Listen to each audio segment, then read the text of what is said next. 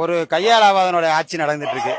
ஒரு ஊனமுற்ற ஆட்சி நடக்குது. இவர் வெளிநாடு போய் 17,000 பேருக்கு வேலை கொடுக்கறாங்கிறாரு. இங்க தமிழ்நாட்டிலே 21 லட்சம் பேருக்கு வேலை வாய்ப்பு அரசாங்கத்துல இருக்குது. அதை நிவர்த்தி பண்ண மாட்டேங்கிறாரு.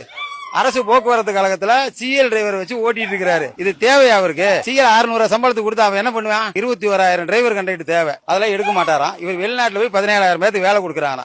எவன பைத்தியாரனாக்குறான்? டீச்சர்ஸ் எல்லா ஸ்கூல்லயும் கம்மி. அப்ப அன்பில் மகேஷ் பொய்யாமொழி 280 ஸ்கூலை மூடுறாரு. எப்படி டீச்சர்ஸ் எடுத்து போட்டா ஸ்கூல் நடக்கும்? டீச்சரே இல்லாம ரிட்டையர்ட் ஆகிறவங்க பூரா ஸ்கூலை மூடிட்டு இருக்கிறாரு. இவரு சாதனையா? இது அன்பில் மகேஷ் பொய்யாமொழியோட சாதனையா? இது மு.க. ஸ்டாலின் என்ன சாதனை பண்ணிட்டாரு இது வரைக்கும்? கரண்ட் பில் ஏறிடுச்சு தரேன்னு சொன்னாரு. ஏன்னா 5 லட்சம் பேருக்கு வேலை வாய்ப்புல இருக்குது. ஆனா இவரு கொடுக்க மாட்டார். இவர் கண்டிப்பா கொடுக்க மாட்டார். தமிழ்நாட்டில் இல்லாத வேலையே கிடையாது. ரெவன்யூ டிபார்ட்மெண்ட்ல இருந்து, டிரான்ஸ்போர்ட்ல இருந்து, இபி டிபார்ட்மெண்ட்ல இருந்து, கலெக்டர் ஆபீஸ் வரல வேலை வாய்ப்புகள் இருக்குது. அதுக்கே இவர் வேலை வாய்ப்பு கொடுக்கல. ஏன்னா இவர்கிட்ட காசு இல்ல.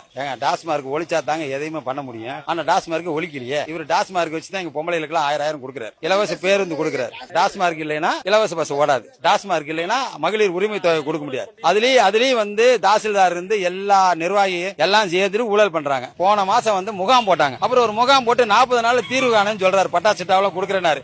இன்னைக்கு 60 நாளாய் ஒரு தீர்வைங்க. ஆனா இதுதான் ஸ்டாலினுடைய உங்களில் ஒருவன் ஆட்சியா? ஓட்டு போடுறதுக்காக கேன்வாசிங்.